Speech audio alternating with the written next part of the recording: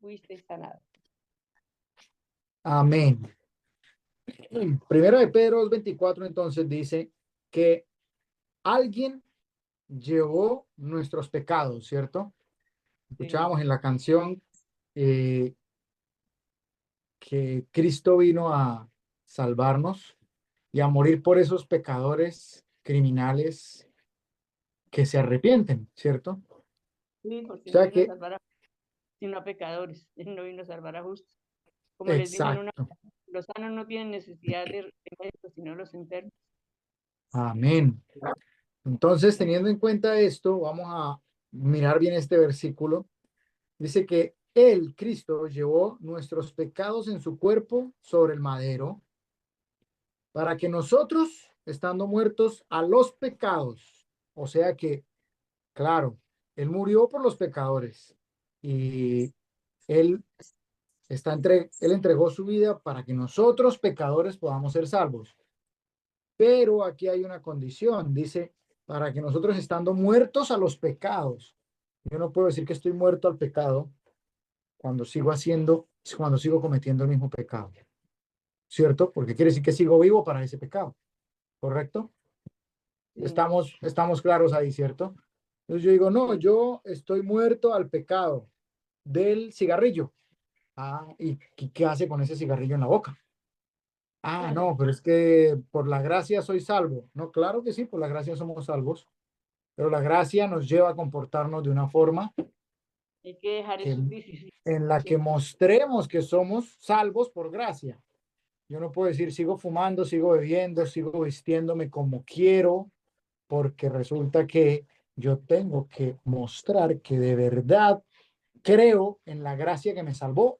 Y si creo en esa gracia, va a haber un acto de cambio, ¿cierto? Así es. Esto es una acción.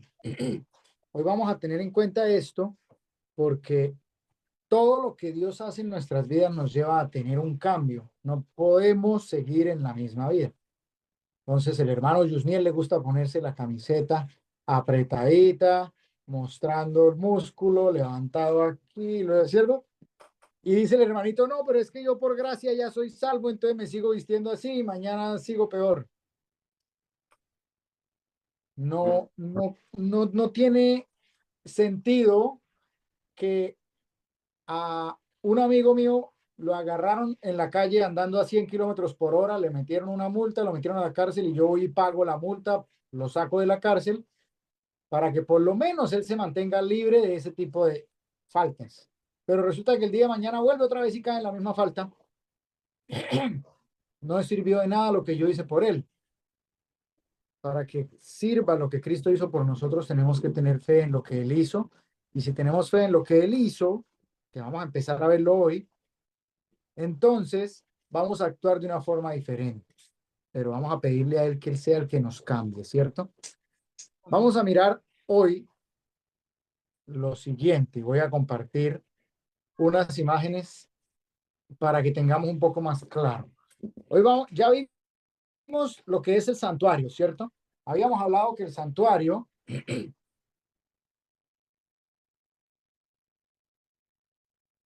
de Dios en el cielo era una representación física, ¿cierto? Aquí Sí, está el tabernáculo, una representación física en la tierra del que hay en el cielo. Y habíamos dicho que tenemos que ser también, así como Cristo fue una representación del Padre en la tierra, Él nos pide que seamos testimonio de Él, ¿cierto? O sea, que hagamos y nos comportemos igual que Él. Bien, hasta ahí el resumen de la última reunión, ¿cierto? señor. Vamos entonces ahora a ver Éxodo 27, 1 al 2. Alguien que me ayude con Éxodo 27, 1 al 2, porque hoy vamos a empezar por acá. No sé si puedan verlo. Aquí tenemos, Ahí se ve lo bien. pueden ver. Aquí se ve bien, ¿cierto? Este Sí, es, ahí podemos ver entonces cómo se llama ese mobiliario del santuario. el lavatorio. No, el lavatorio es este de acá. El Ah, altar del incienso. El altar del incienso tampoco, ese está adentro. El altar de Sacrificio. sacrificio. Ese es el altar del sacrificio, correcto. Muy bien, hoy vamos a empezar por el altar del sacrificio que estaba acá, ¿cierto? Bien, esta es la orientación del tabernáculo. La puerta de entrada estaba hacia el este. ¿Por dónde sale el sol? Por el este. Por el este, ¿cierto? O sea que ellos entraban al santuario dándole la espalda ¿a quién? Al sol. Al sol.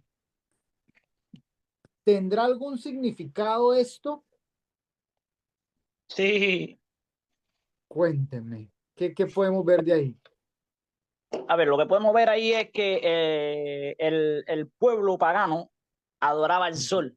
Entonces Dios le quiso dar una lección, ponerle el tabernáculo de espalda al sol. Amén. Muy bien, muy bien. Perfecto. Eso es. Él ya tenía claro lo que los pueblos paganos hacían. Ellos adoraban el sol. Eran mitraístas, ¿cierto? Culto al sol.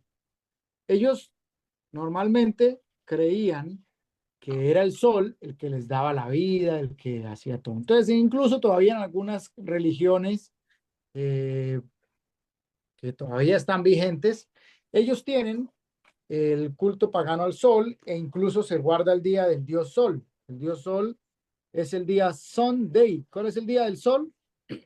El día Domingo. Sunday, Domingo. ¿cierto? Domingo, que su mismo nombre lo dice, día del sol. Entonces el santuario estaba hecho de una forma para que tuvieran claro que el sol, aunque naciera por el este, ellos debían darle la espalda al supuesto Dios de todos los paganos, ¿cierto? Que eso quedara claro. Antes de entrar al altar del sacrificio había algo. ¿Qué había antes de entrar al altar del sacrificio? Porque Cristo es nuestro modelo, ¿cierto? Cristo es el modelo y ya lo vimos, pero a menos de que lo contemplemos, tenemos que contemplarlo en la cruz. De hecho, hoy lo estábamos viendo en la lección de la escuela sabática de hoy, decía que teníamos que contemplarlo, ¿cierto? A menos de que lo contemplemos, que nos espaciemos en el carácter que él representó aquí, ese carácter de él es el mismo carácter de Dios, porque él dijo, si habéis visto al Padre, han visto, si me han visto a mí, han visto al Padre. Es ese mismo carácter. Si no nos espaciamos en analizarlo, entonces no lo podremos reflejar en nuestra vida práctica, ¿cierto? Porque Cristo fue manso, fue humilde de corazón, nunca cometió una acción ruda, hoy lo vamos a ver también, nunca pronunció ninguna palabra descortés. El Señor Jesucristo nos lo vimos también, no se complace con nuestra conducta ruda, nuestra conducta escasa o carente de simpatía, que se manifiesta hacia los demás como en odio, en rabias, en me corrigen y yo en lugar de aceptar la corrección y estar feliz, como decía el salmo, el salmista David, corrígeme y endereza mis pasos. No, yo por el contrario me corrigen y me pongo más bravo y me hago enemigo del que me corrige. No, hay que ser dócil. Debemos estar en el mundo, pero no debemos ser del mundo. Eso fue lo que Cristo nos mostró, ¿cierto? Eso fue lo que vimos en la última reunión. Debemos ser una representación de Cristo. Así como él fue una representación del Padre, así como el tabernáculo es una representación del tabernáculo en el cielo. Tal como el Señor Jesucristo, de vida y gloria vino a este mundo para representar al Padre, así tenemos que representar entonces a Jesús nosotros. Pero para entender esto y lograrlo, necesitamos entender un par de cositas y analizar. No podemos estar queriendo representar a alguien que no, del cual nunca estudiamos, ¿cierto? Los actores de Hollywood, para poder ellos representar un personaje, tienen que estudiarlo e incluso se meten en la vida del personaje. Algunos que tienen que representar historias de personas con problemas mentales, ellos se van y pasan un tiempo largo en los sanatorios para aprender a representarlo bien. Lo mismo tenemos que hacer nosotros con Cristo, pasar tiempo con Él, orar, estudiar la palabra. Y en esto estamos. Vamos a ver qué había fuera del campamento. Recordamos, perdón, qué había fuera del tabernáculo. Ahí ya les acabé de decir. Estaba el campamento, ¿cierto? Miremos Números 9, 15 al 22, solamente como por tener una idea del comportamiento del campamento, o sea, de todos los hijos de Israel. Números 9 del 15 al 22. ¿Quién me ayuda, hermanito Yusniel? O hermanito No, Víctor, que quiera. 9 del 15 al 22. Sí, vamos primero al 15, pasando, ahí hacemos una pequeña pausa. 9:15. Dice, el día del tabernáculo fue erigido. La nube cubrió el tabernáculo sobre la tienda del testimonio, y a la tarde había sobre el tabernáculo como una...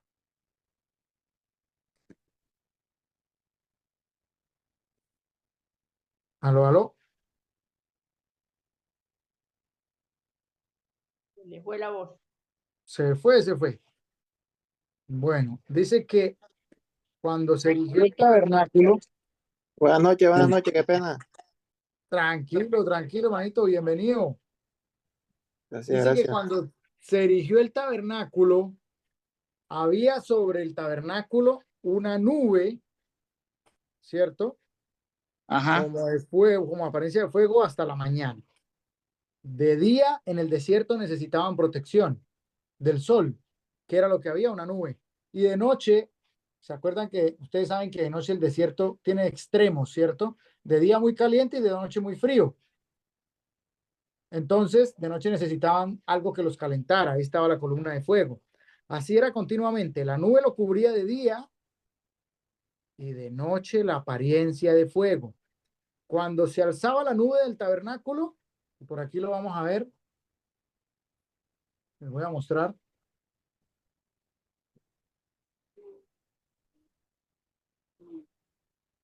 Ah, bueno, aquí no está. Pero bueno, se alzaba la nube del tabernáculo, ¿cierto? ¿Y qué pasaba?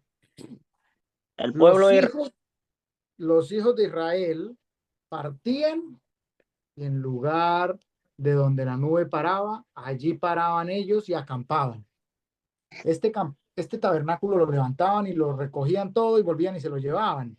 El campamento estaba alrededor del tabernáculo, organizado en una serie en un orden específico. En especial los levitas estaban en cada uno de los extremos. Después venían las 12 tribus de Israel alrededor, y los levitas, con cada una de sus príncipes, eran los encargados de llevar cada una de las cosas del tabernáculo. Eso es otro estudio bien interesante. Pero vamos a ver el campamento que hacía. Al mandato de Yud-Heh-Vav-Heh, de Jehová, los hijos de Israel partían, y al mandato de Jehová acampaban todos los días que la nube estaba sobre el tabernáculo, y permanecían acampados. ¿Qué era lo que vemos aquí?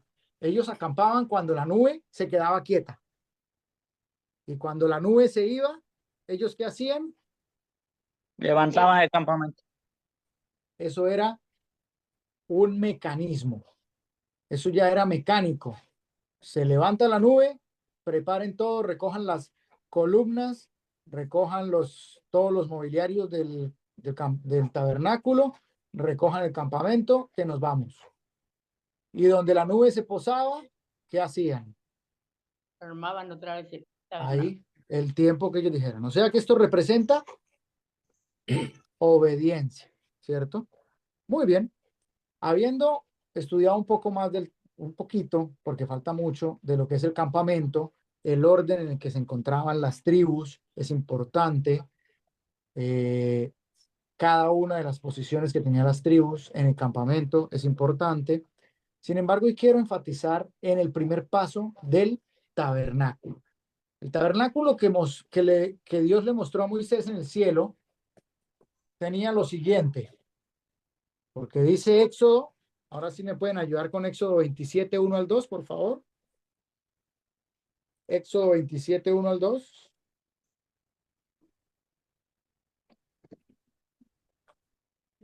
Y harás también un altar de madera de acacia, de 5 codos de longitud y de 5 codos de anchura. Será cuadrado el altar, y su altura de 3 codos. Y le Excelente. harás Sí, sigue, sigue. y le harás cuerno en sus cuatro esquinas. Los cuernos serán parte del mismo y lo cubrirás de bronce. Bien, muy bien. El versículo 8 dice que el altar, ¿qué dice el versículo 8? Lo harás hueco de tablas de la manera que te fue mostrado en el monte, así lo harás. Ustedes recuerdan que Moisés subió al monte Sinaí y ahí Dios le mostró cómo era que iba a ser el santuario, ¿cierto? Así es. Pues es más o menos así. ¿Sí pueden ver la imagen? Sí. Bien. Este es el altar del sacrificio. Era de bronce. El bronce tiene también una connotación especial. No era de oro. El bronce no significa que la pureza que empieza al iniciar el santuario no es la misma que vamos a tener al final del santuario. Lo podemos ver acá. Aquí tenemos, les voy a mostrar la pureza de el arca de la alianza, como la pueden ver acá. Es en oro, que representa pureza, al igual que la mesa de los panes de la proposición, al igual que el candelabro, al igual que el incensario que decía Víctor, pero el altar del sacrificio y el lavacro eran de bronce. Bien, tenemos entonces claro lo que representa cada uno de ellos, sin embargo, no vamos a espaciarnos mucho en el material del que estaba hecho. Vamos a hacer hoy el estudio de este pedacito acá. ¿Sí lo ven? Ese es. ¿El altar del qué? Del sacrificio, ¿cierto? Alguien que me ayude otra vez a leer el versículo 8, por favor. ¿8 de qué, man? Del capítulo 27 de Éxodo. Lo harás hueco de tablas de la madera que fue mostrado en el monte, y así lo harás. Así lo harás. Lo harás hueco de tablas de la manera que te fue mostrado en el monte. ¿Qué le mostraron a Moisés? El altar del sacrificio que hay en el cielo, porque en el cielo hay un tabernáculo que no fue hecho por mano de hombre. Eso es lo que dice Hebreos, ¿cierto? Hebreos dice que no fue hecho por mano de hombre, que fue hecho por Dios, tal y como el que se le mostró a Moisés, pero Moisés lo representó acá. Bien, así está. ¿Sí lo alcanzan a ver? ¿Sí ven cómo más o menos quedaban los animales ahí en el fondo? Los huesos y todos los tenían que quemar completico en el santuario, ¿cierto? Éxodo 25:40. ¿Qué dice Éxodo 25:40? Esta es la orden que le dio Dios a Moisés para hacer el tabernáculo. Dice, mira y hazlos conforme al modelo que te ha sido mostrado en el monte. Si yo le digo, por ejemplo, a Luisfer, hágame un avión a escala 1:100, conforme al modelo que usted ve que llega todos los días a Palo Negro. ¿Qué hace Luisfer? Me toca ir a mirar el avión real, ir copy y pegue, hasta que quede igualito a escala 1:100. ¿Sí o no? Sí, claro. Eso es lo que habría que hacer. Esto es lo que está haciendo Moisés. Lo está dejando aquí tal cual como Dios se lo mostró. Bien, pero ¿para qué entonces se hacía todo esto? ¿Cuál era el propósito de todo este tabernáculo? El altar del sacrificio, el corderito, ahí lo pueden ver. ¿Sí ven el corderito? Sí. Bien, vamos a ver cuál era el propósito. Víctor, ¿usted me puede ayudar a leer qué se hacía en el altar? Levítico 1, Levítico capítulo 1, del 1 al 9. Del 1 al 9.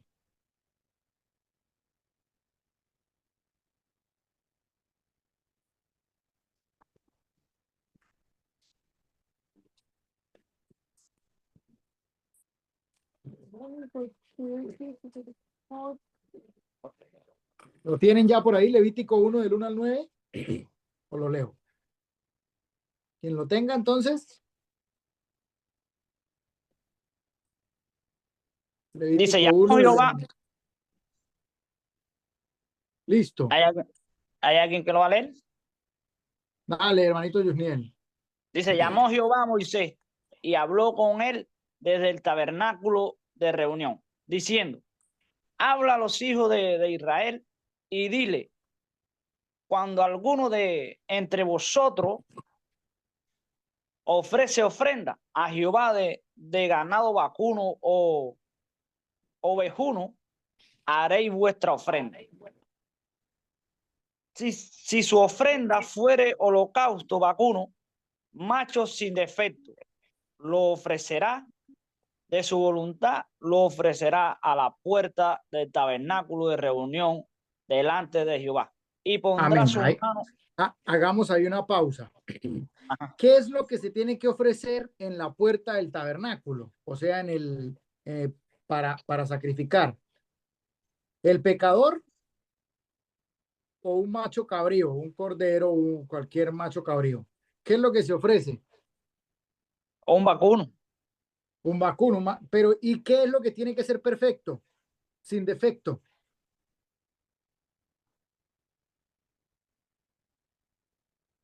¿Qué era Bueno, lo que tenía que ser? tenía que ser macho sin defecto. El sacrificio, el macho tenía que ser sin defecto, Ajá. ¿cierto? Muy bien, vamos a tener eso en cuenta. Sigamos, versículo 4, hermanito. ¿Qué más dice? Y pondrá sus manos sobre la cabeza del holocausto y será Ahí, aceptado para así como está en la expiación foto. suya. El 5 Bien. dice: entonces degollará el becerro en la presencia de Jehová, y los Bien, sacerdotes, hijos de Aarón, ofrecerán la sangre y la rociarán alrededor sobre el altar, el cual exacto. está a la puerta del tabernáculo de reunión. ¿Cuál es el que Paramos está ahí. en la, paramos ahí? ¿Cuál es el que está en la puerta del tabernáculo? ¿Cuál es? El altar. Ahí está. ¿Sí lo ven? Así, alrededor del altar, sí. Exacto. Entonces, ¿quién era el que sacrificaba al cordero? El pecador. O sea, Sí, nosotros sacrificamos. le ponía la mano encima y ahí lo Y, degollaba.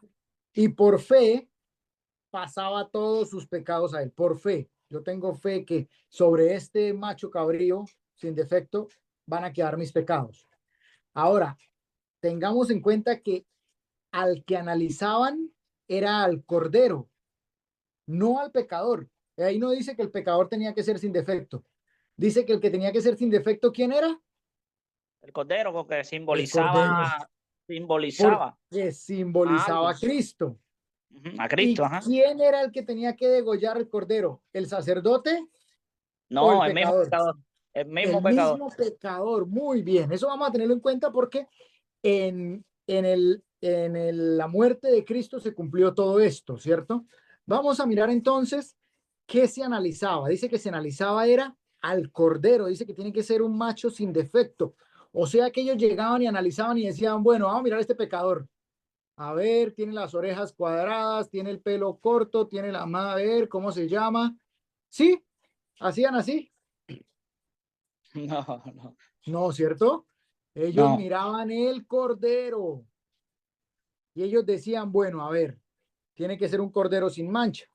Levítico 1, versículo 10 dice que su ofrenda para el holocausto fuere del rebaño de las ovejas o de las cabras, el macho debe ser sin defecto. O sea que nosotros no nos podemos ofrecer porque nosotros tenemos defecto, ¿cierto? No Así hay es. nadie aparte de Cristo que no tenga defecto. Y eso lo tenemos claro, ¿cierto? Vamos a mirar entonces Juan 1:29, porque muchas veces a nosotros nos dicen que hay alguien más que puede interceder por nosotros, que hay alguien más que puede estar delante. Es más, que nosotros mismos podemos subir de rodillas a Monserrate después de sacrificar las rodillas y sangrar, ya somos perdonados. ¿Sirve ese sacrificio? No, para nada. ¿Por qué no sirve? Porque hay uno más adelante, yo estoy seguro que lo va a decir, no, hay uno que se sacrificó una vez, una sola vez y para siempre. Y porque nosotros no somos sin defecto. Nosotros Ajá. podemos sacrificar, a nosotros nos pueden crucificar otra vez, es más, yo me puedo ofrecer para que me crucifiquen, pero no va a servir de nada porque antes de entrar acá hay que mirar acá. Y si ese corderito que yo voy a ofrecer soy yo mismo, ya perdí. Porque tiene que ser un macho sin defecto. Lo que dice Levítico 4, 32 al 35. Miremos Levítico 4, 32 al 35. Dice, y si por su ofrenda por el pecado trajere cordero, hembra sin defecto traerá, sin defecto. Y el 35, y pondrá su mano sobre la cabeza de la ofrenda de la expiación y la degollará por expiación en el lugar donde se degüella el holocausto. O sea que el pecador no se degollaba él mismo, ¿cierto que no? No. Se degollaba era la ofrenda sin defecto. Y después, ¿qué hacía el sacerdote? El sacerdote, que era representación simbólica de Cristo, cuando viniera, él rociaba la sangre sobre el altar, sobre los cuernos. ¿Cuáles cuernos? ¿Sí los alcanzan a ver ahí? Y los 4 cuernos que habían en la esquina del altar. Exacto, míralos, aquí hay uno. Bien. Y dice que, y derramará el resto de la sangre al pie del altar. ¿Dónde? Acá. ¿Cierto? ¿Sí lo ven? Sí. Sí. Y le quitará toda su grosura, como fue quitada la grosura del sacrificio de paz. Y el sacerdote le hará arder en el altar sobre la ofrenda encendida a Jehová, y le hará el sacerdote expiación de su pecado que habrá cometido y será perdonado. El pecador dejaba todo y el cordero, mire dónde quedaba. ¿Sí lo alcanzan a ver? Sí. Y abajo estaba el fuego, y arriba quedaba el cordero quemado. ¿Y el pecador por dónde se iba? Se iba por esta puerta tranquilo, perdonado. Volvía y salía por acá. Entraba con un cordero y salía perdonado, porque el cordero se quedaba en el altar del sacrificio. Si el mismo pecador se metiera él al altar, no servía de nada, porque él era con defecto. Es más, él era el pecador. Tenía que ser el cordero sin defecto. Ahora, ¿por qué enfatizo en esto? Alguien que me ayude a leer Juan, el Evangelio de Juan 9. 1:29. Correcto, Juan 1:29. Dice, el siguiente día vio Juan a Jesús que venía a él y dijo, he aquí el Cordero de Dios que quita el pecado del mundo. Bien, esto nos confirma entonces que el Cordero de Dios que quita el pecado del mundo vino al mundo. Ahora ya no era una simple representación, ya no era una simbología, ahora era real. Sí, sí, más o menos estamos viendo el nivel de lo que Cristo vino a hacer. Cristo vino a pasar de acá a acá y a ser crucificado, ¿cierto? Así es. Ese paso lo podríamos hacer nosotros, No. probablemente. Es más, los discípulos le dijeron, nosotros también lo haremos. Y le dijo Cristo, ciertamente beberán de mi copa, pero que se siente el uno a mi derecha y el uno a la derecha del Padre y el otro a la izquierda del Padre, no está en mis manos. ¿Cierto? ¿Recuerdan eso? Sí. ¿Por qué no podían ellos hacerlo? Porque ellos no eran un cordero sin defecto. Según Juan 1:29, el cordero de Dios que quita el pecado del mundo era ¿quién? María. Dice, es la mamá de Cristo, el cordero que quita el pecado del mundo. ¿Sí? No, el Señor Jesús. Es uno de los discípulos que Cristo va a escoger, el que va a quitar el pecado del mundo. No, ¿cierto? Dice que es Cristo el cordero que quita el pecado del mundo. Ahora, ese cordero que pasaba por este degolladero para después ser totalmente quemado, ¿qué más había que hacer? Vamos a mirar. Dice entonces que lo que se miraba era el cordero. Cuando Cristo fue a ser entregado, Juan 19:4, le hacen una prueba, porque el cordero siempre hay que analizarlo, siempre hay que mirar que el cordero sea sin defecto, ¿sí o no? El cordero tiene que ser sin defecto.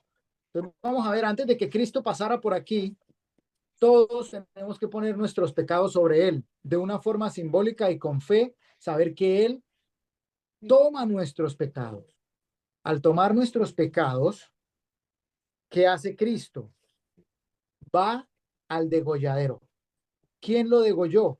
¿Quién mató el cordero? El mismo pueblo de Dios, ¿cierto?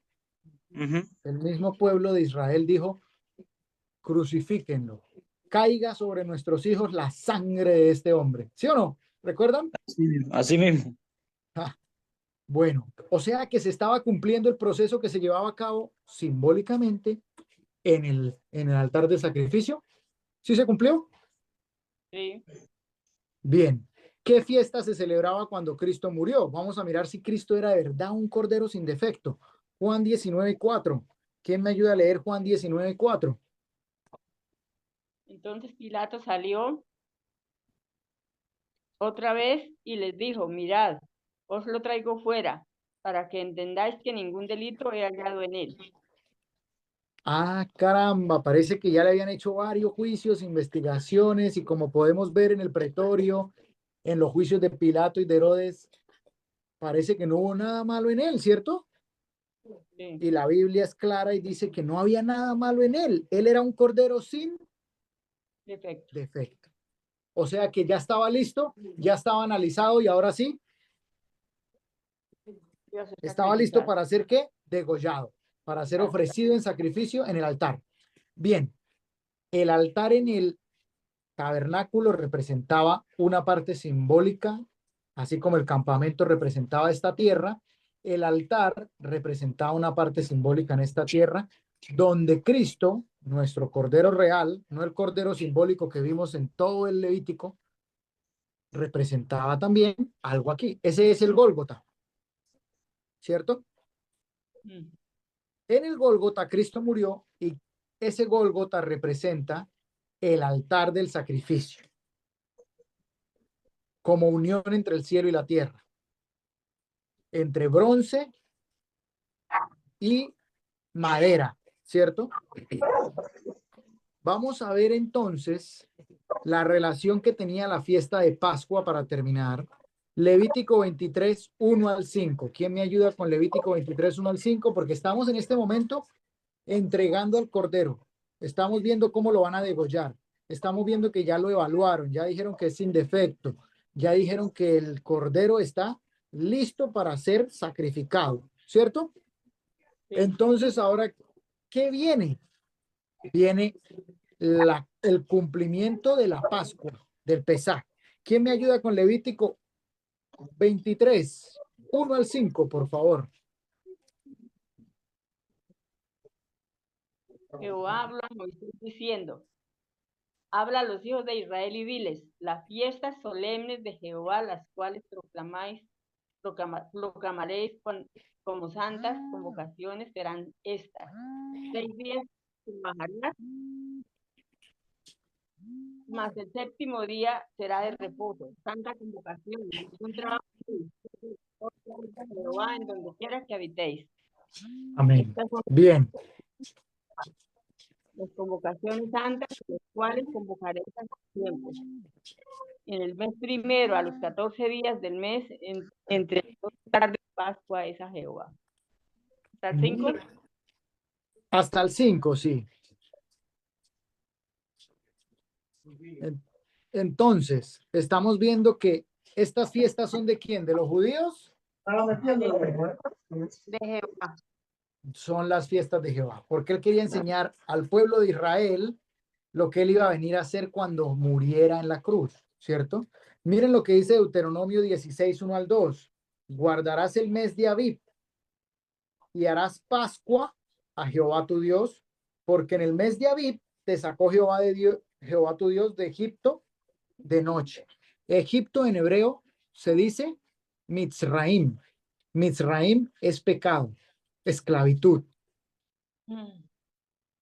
Dios hizo una representación simbólica durante todo el proceso del pueblo de Israel para mostrarnos que Él nos había salvado del pecado, de la esclavitud. Lo hizo físicamente a través del santuario para que lo pudiéramos ver con un corderito muriendo y los pasos que vamos a seguir aprendiendo y conociendo de aquí para allá, porque todavía nos falta entrar allá, al lugar santo.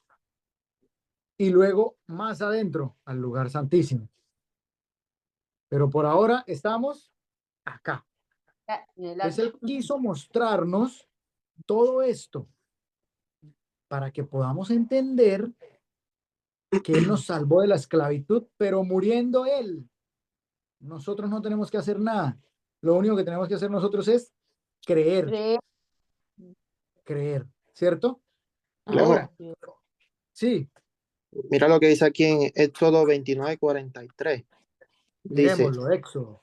Éxodo 29:43 dice, allí me reuniré con los hijos de Israel y el lugar será santificado con mi gloria.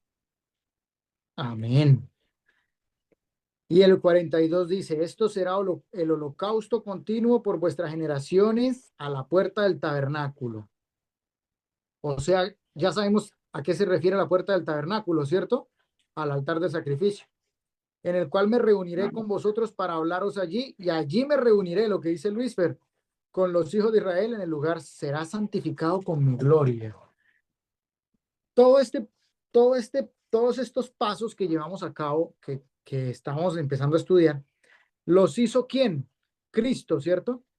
Jesús. En el día de la Pascua. Ustedes saben que cuando Cristo fue crucificado, estaban en el mes de Abib, estaban En en la el fiesta. día de la Pascua, la fiesta de la Pascua, o sea que se sacrificaba un cordero físicamente y ahora se estaba sacrificando el cordero real. Sí, simbolizaba Dice que Hebreo, dice Hebreo 9:28, Ale, hermano mío. Ujú. Dice, así también Cristo fue ofrecido una sola vez para llevar los pecados de muchos Amén. y Cristo, aparecerá por segunda vez sin relación con el pecado para salvar lo que le espera. amén. Así es. Entonces, ya entendimos, ¿cierto? El, el proceso de salvación a partir del altar. Miremos Juan 19:14, a ver, para confirmar el día de la Pascua. Juan 19:14 dice así. Era la preparación de la Pascua, y como a la hora sexta, entonces dijo a los judíos, he aquí vuestro rey. Miren que justo durante el proceso durante la fiesta de la Pascua, se estaba llevando a cabo el sacrificio del Cordero Pascual, pero al mismo tiempo y sin darse en cuenta, estaban llevándose a cabo el sacrificio del Cordero de Dios que quita el pecado del mundo, ¿cierto? Es decir, que Cristo no abolió la ley de los 10 mandamientos. Las leyes que él abolió ya con su presencia y con su cumplimiento fueron las leyes ceremoniales. ¿Cuál era esa ley ceremonial? Oiga, que ahora hay que matar un cordero. Esa era la ley. Esas eran las leyes ceremoniales, porque como no hemos tenido una buena traducción de las Biblias, porque las tradujeron hace mucho tiempo ciertos sistemas religiosos que pretendían cambiar las leyes y la historia y la Biblia, entonces no hemos logrado entender que esto de Levítico que leímos desde el 1, ¿cierto? Esos eran leyes ceremoniales. Tenía que sacrificarse un cordero. Esa era la ley. Y dice Romanos que todo aquel que peque morirá. O sea que tenía que haber sangre, o sea que tenía que haber muerte, o sea que alguien tenía que morir, pero nosotros no podíamos morir porque es que la ley que fue rota era perfecta, igual que el que la creó. Entonces tenía que morir alguien perfecto, un cordero sin defecto. Y ese cordero sin defecto es Cristo. Y se cumplió en el día en el que se hacía la fiesta de la Pascua, donde se sacrificaba el cordero pascual, cumpliendo así la profecía que tantos años los israelitas habían llevado a cabo y se les había olvidado que él era el Cordero. Pero Juan lo dejó claro. Por eso Juan 1:29 dijo, este es el Cordero de Dios que quita el pecado del mundo. No hay más. Es él. Ahora él es el que va a morir. ¿Cuándo? No sé, pero acabo de llegar y ya lo vi. Ahora él es el que va a morir. En esa fiesta que se celebraba justo aquí en la entrada del tabernáculo, o sea, en el altar del sacrificio, se estaba cumpliendo esta profecía y Cristo estaba muriendo por nosotros para salvarnos del pecado. Es decir, que nosotros en este momento somos salvos por gracia, porque hemos roto los mandamientos. Éxodo 20, del 1 al 17. Pero al nosotros ser salvos por gracia, no quiere decir que entonces debemos seguir pecando, ¿cierto? Porque por el contrario, ahora que somos salvos por gracia, nosotros tenemos que vivir como una persona que fue salvada.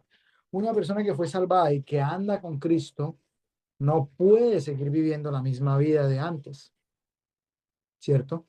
Él no nos obliga a nada, porque todo lo tenemos que hacer por amor. Si a mí me sacaron de una cárcel en donde me torturaban, no me daban de comer, me mantenían mal, enfermo, ¿qué es lo mínimo que yo puedo hacer con esa persona que me saca de la de ese Misraim, de ese Egipto? Ser agradecido.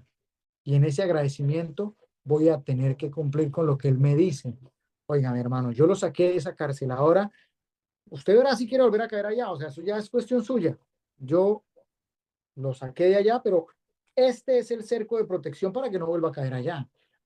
Hay ciertas reglas que se tienen que cumplir, porque claro, todo tiene reglas, pero es opción suya si quiere cumplirlas o no, porque lo voy a salvar de volver a caer allá.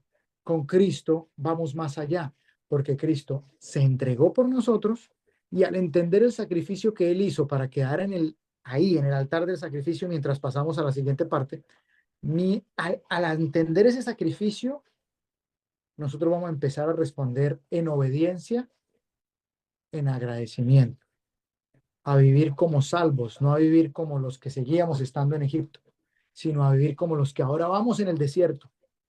Cristo los sacó de Egipto para llevarlos al desierto. No fueron perfectos apenas salieron del desierto, porque somos seguidores del Mesías, no porque seamos perfectos ya por seguirlo, sino porque estamos en un desierto de aprendizaje. ¿Cuántos desiertos pasó el pueblo de Israel? ¿Qué aprendía en cada desierto? ¿Cuántos errores volvían a cometer? ¿En cuántos volvían a caer? ¿Cuándo volvían otra vez a repetir? Hasta que por fin logró el pueblo de Israel entender, aprender e ir aprendiendo a través del paso del tiempo durante ese desierto que atravesaron. Eso mismo estamos haciendo ahora en forma espiritual. ¿Sí ven cómo lo físico lo fue pasando a lo espiritual? Entonces, así como el santuario físico, hay uno en el cielo que nos espera y que vamos a seguir estudiando. Así también ese altar físico donde moría un cordero sin mancha, vino el propio cordero a morir. Espiritualmente tenemos que también entender que Él muere por nosotros solo una vez. No tiene que ser sacrificado más veces porque Él no es débil, Él es fuerte. Es el sacrificio perfecto. No hay que hacer tantos sacrificios como antes, que se sacrificaban uno y otro cordero todas las veces. No, uno solo. No es necesario más, como dijo el hermano Yusmiel en Hebreos 9, 23 al 28. Solo una vez, no más. Entonces, al vivir como salvos, al entender el paso que se llevaba a cabo en el primer mueble del tabernáculo, entonces vamos a empezar a entender el plan de salvación. Cristo se montó en ese plan y Él tenía que pasar por ahí. No podía pasar más nadie. Él tenía que ser el cordero. Ahora vamos a ver más adelante el sacerdote. Más adelante vamos a ver el sumo sacerdote.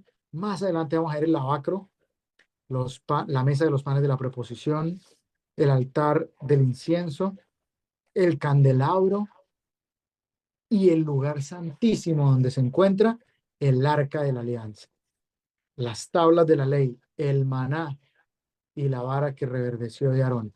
Todo esto tiene un significado profundo en el que Cristo solamente podía llevar a cabo. Por eso cuando nosotros queremos ponerle arandelas a la salvación, cuando queremos agregarle más cositas, cuando queremos sumarle cositas, meterle personas que interceden, y yo entiendo que fuimos de pronto muchos criados con este tipo de creencia porque eran dogmas, y un dogma es hay que creerlo y punto. Pero cuando entendemos esto, podemos entender que Cristo es tan poderoso que no necesita ningún otro intercesor. Y él mismo nos dijo, y Pablo y Pedro y todos nos dijeron en las cartas que nos dejaron escritas, que se llaman las cartas de Romanos, Efesios, Tesalonicenses. El único intercesor es Cristo, e iremos a Dios por medio de Cristo. No hay más pasos a ningún lado. Entendiendo esto, vamos a empezar a entender más cosas de yo por qué tengo que ir a sacrificarme con sangrar, con flagelarme, con hacer una serie de cosas que no sirven, porque además no sirven, porque yo no soy perfecto. El cordero tiene que ser sin defecto y yo soy con defecto. Entonces, entendiendo todo esto, podemos empezar a ver un poco más claro lo que es el plan de salvación y el personaje principal, Cristo nuestro Señor. Amén. Hermanita Elvira, si nos puede colaborar con la oración, por favor, para terminar. Bueno, hermanito.